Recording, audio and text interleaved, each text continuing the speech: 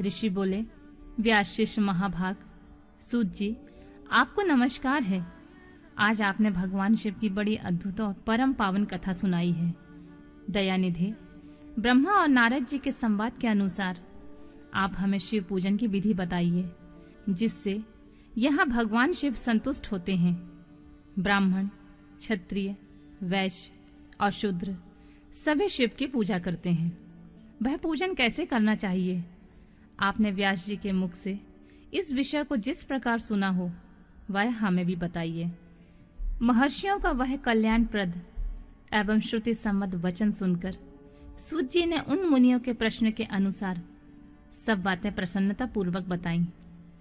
सूत जी बोले, मुनीश्वरों, आपने बहुत अच्छी बात पूछी है, परंतु वह रहस्य की बात है कि मैंने इस विषय को जैसे सुना है, वैसे जैसी मेरी बुद्धि है उसके अनुसार आज कुछ कह रहा हूँ। जैसे आप लोग पूछ रहे हैं, उसी तरह पूर्व काल में व्यास जी ने सनत कुमार जी से पूछा था। फिर उसे उपमन्यु जी ने भी सुना था। व्यास जी ने शिव पूजन आदि जो भी विषय सुना था, उसे सुनकर उन्होंने लोकहित की कामना से मुझे पढ़ा दिया था। इसी विषय को भगवान श्री कृष्ण ने महात्मा उपमन्यु से पूछा था। इसी विषय को भगवान श्री कृष्ण ने महात्मा उपमन्यु से सुना था। पूर्व काल में ब्रह्मा ने नारद जी से इस विषय में जो कुछ कहा था, वही मैं इस समय कहूंगा। ब्रह्मा जी ने कहा, नारद, मैं संक्षेप में लिंग पूजन की विधि बता रहा हूँ, सुनो। जैसा पहले कहा गया है, वैसा जो भगवान शंकर का सुखमय, निर्मल और सनातन रूप है, उसका उत्तम भक्ति भाव से पूजन करें। इससे समस्त मनोवांछित फलों की प्राप्ति होगी। दरिद्रता, रोग, दुख तथा शत्रु जनित पीड़ा, ये 4 प्रकार के पाप तभी तक रहते हैं जब तक मनुष्य भगवान शिव का पूजन नहीं करता है। भगवान शिव की पूजा होते ही सारे दुख विलीन हो जाते हैं और समस्त सुखों की प्राप्ति होती है। तत्पश्चात समय आने पर उपासक की मुक्ति भी होती है, जो मानव शरीर का आश्रय लेकर मुख्यतः संतान सुख की कामना करता है। उसे चाहिए कि वह संपूर्ण कार्यों और मनोरथों के साधक महादेव जी की पूजा करे। ब्राह्मण, क्षत्रिय, वैश्य और शूद्र भी संपूर्ण कामनाओं तथा प्रयोजनों की सिद्धि के लिए क्रम से विधि के अनुसार भगवान शंकर की पूजा करे। प्रातःकाल ब्रह्म मुहूर्त में उठकर गुरु तथा शिव का स्मरण करके तीर्थों का चिंतन और भगवान विष्णु का ध्यान करें। फिर मेरा, देवताओं का और मुनि का आदि का स्मरण चिंतन करके स्तोत्र पाठ पूर्वक शंकर जी का विधि पूर्वक नाम लें। उसके बाद शैया से उठकर निवास स्थान से दक्षिण दिशा में जाकर मल त्याग करें। मुने, एकांत में मलोत्सर्ग करना चाहिए। मुने, उससे शुद्ध होने के लिए जो विधि मैंने सुन रखी है, उसे आज मैं कहता हूँ। मन को एकाग्र करके सुनो। ब्राह्मण गुदा की शुद्धि के लिए उसमें 5 बार शुद्ध मिट्टी का लेप करे और धोए। क्षत्रिय 12 बार, वैश्य 3 बार और शूद्र 2 बार विधि पूर्वक गुदा की शुद्धि के लिए उसमें मिट्टी लगाए। लिंग में 1 बार प्रयत्न पूर्वक मिट्टी लगानी चाहिए। तत्पश्चात बाएं हाथ से 10 बार और दोनों हाथों से 7 बार मिट्टी लगाकर धोए। तात प्रत्येक पैर में 3-3 बार मिट्टी लगाए, फिर दोनों हाथों में मिट्टी लगाकर धोए। स्त्रियों को शूद्र की ही भांति अच्छी तरह मिट्टी लगानी चाहिए। हाथ पैर धोकर पूर्ववत शुद्ध मिट्टी लें और उसे लगाकर दांत साफ करें। फिर अपने वर्ण के अनुसार मनुष्य दंतवन करे। ब्राह्मण को 12 अंगुल की दंतवन करनी चाहिए। क्षत्रिय 11 अंगुल, वैश्य 10 अंगुल और शूद्र 9 अंगुल की दंतवन करे। यह दंतवन का मान बताया गया है।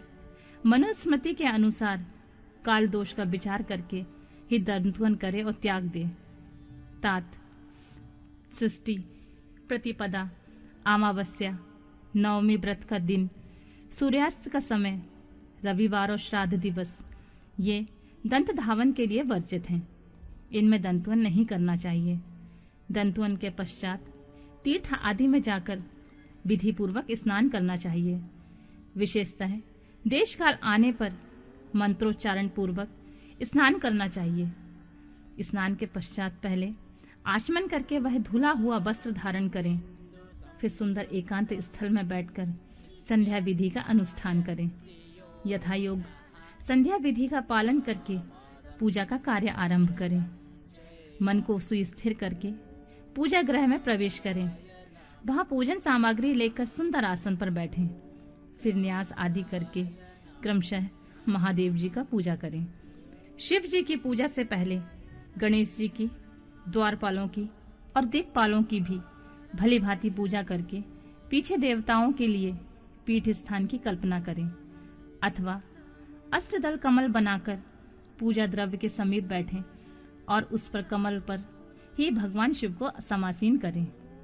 तत्पश्चात 3 आचमन करके पुनः दोनों हाथ धोकर 3 प्राणायाम करके मध्य प्राणायाम अर्थात कुंभक करते समय त्रिनेत्रधारी भगवान शिव का इस प्रकार ध्यान करें। उनके 5 मुख हैं, 10 भुजाएं हैं, शुद्ध स्फटिक के समान उज्जवल कांति है। सब प्रकार के आभूषण उनके श्री अंगों को विभूषित करते हैं तथा वे व्याघ्र चर्म की चादर ओढ़े हुए हैं। इस तरह का ध्यान करके उनकी भावना करें कि मुझे भी इनके समान ही रूप प्राप्त हो जाए। ऐसी भावना करके मनुष्य सदा के लिए अपने पाप को भस्म कर डाले। इस प्रकार भावना द्वारा शिव का ही शरीर धारण करके उन परमेश्वर की पूजा करें।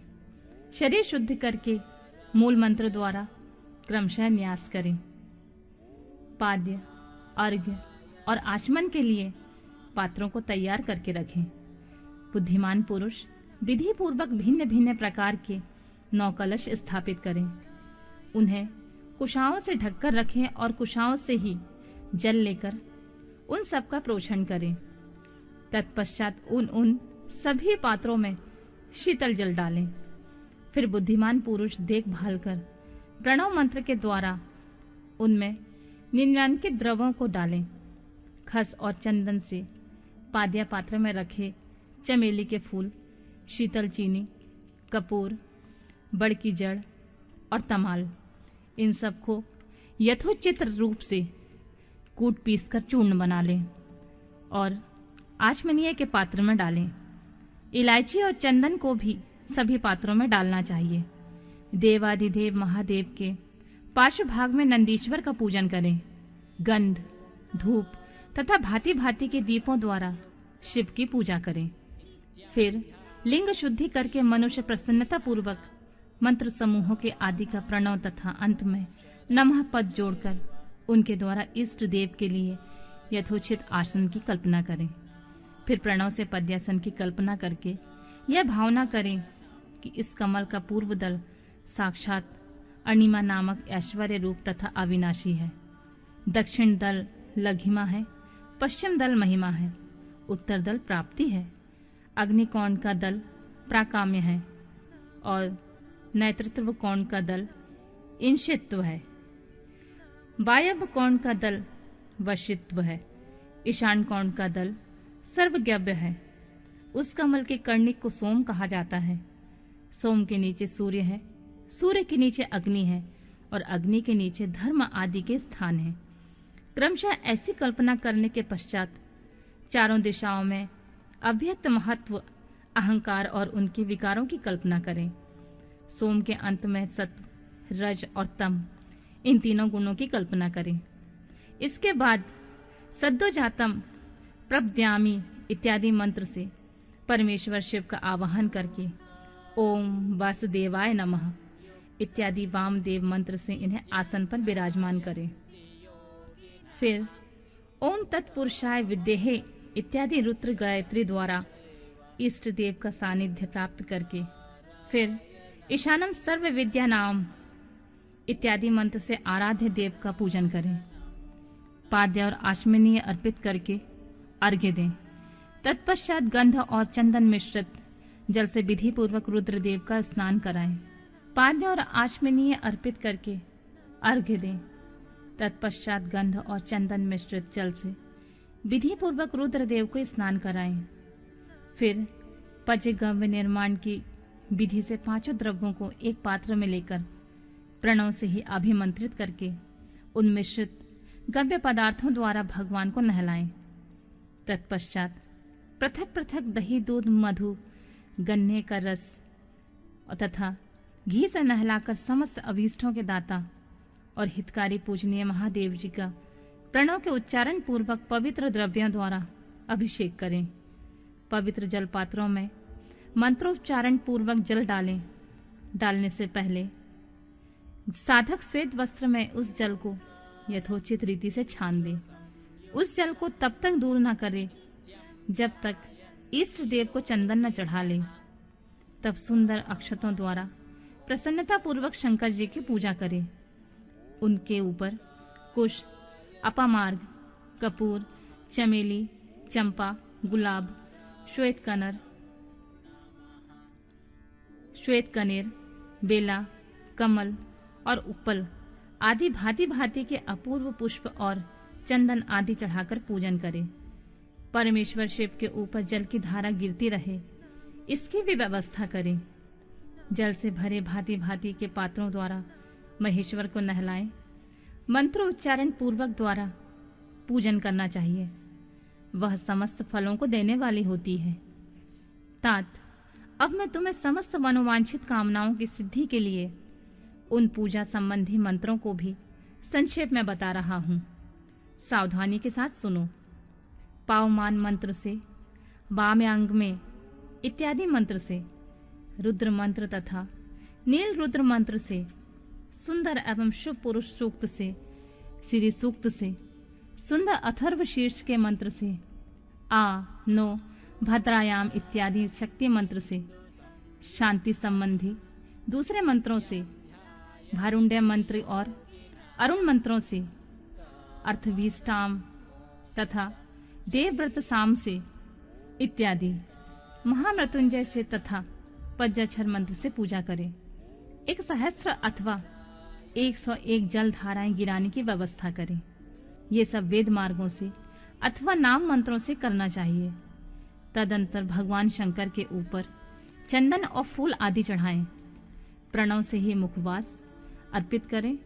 इसके बाद जो स्फटिक मणि के समान निर्मल, निष्कल, अविनाशी, सर्वलोक कारण, सर्वलोकमय परम देव है, जो ब्रह्मा, रुद्र, इंद्र और विष्णु आदि देवताओं की भी दृष्टि में नहीं आते हैं, वेद वेत्ता विद्वानों ने जिन्हें वेदांत में वनवाणी के अगोचर बताया है, जो आदि, मध्य और अंत से रहित तथा समस्त रोगियों के लिए औषध रूप हैं, जिनके शिव तत्व के नाम से ख्याति है तथा जो शिवलिंग के रूप में प्रतिष्ठित हैं, उन भगवान शिव का शिवलिंग के मस्तक पर प्रणव मंत्र से ही पूजन करें। धूप, दीप, नैवेद्य, सुंदर तांबुल एवं सुरम्य आरती द्वारा यथोक्त विधि से पूजा करके स्तोत्रों तथा अन्य नाना प्रकार के मंत्रों द्वारा उन्हें नमस्कार करें। फिर अर्घ्य देकर भगवान के चरणों में फूल बिखेरें तथा साष्टांग प्रणाम करके देवेश्वर शिव की आराधना करें। फिर हाथ में फूल लेकर खड़े होकर दोनों हाथ जोड़कर मंत्र से सर्वेश्वर शंकर की पुनः प्रार्थना करें।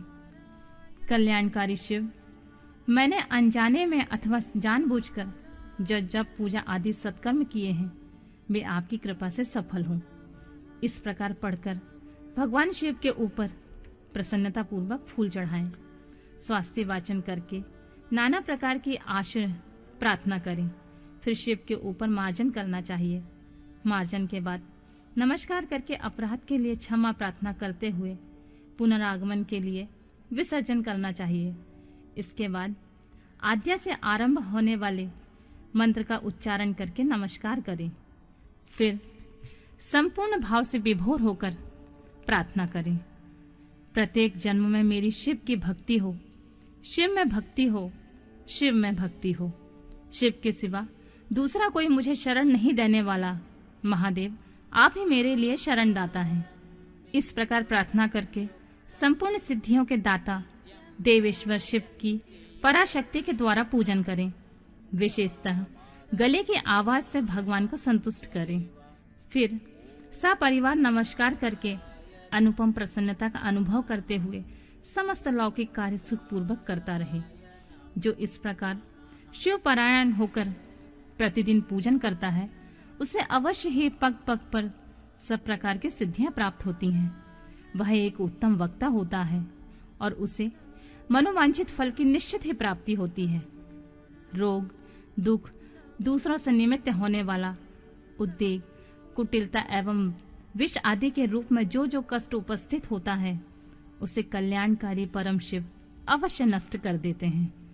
उस उपासक का कल्याण होता है। भगवान शंकर की पूजा से उसमें अवश्य सद्गुणों की वृद्धि होती है। ठीक उसी तरह जैसे शुक्ल पक्ष में चंद्रमा बढ़ते हैं, मुनि श्रेष्ठ नारद, इस प्रकार मैंने शिव की पूजा का विधान बताया। अब तुम और क्या सुनना चाहते हो? कौन सा प्रश्न पूछने वाले हो?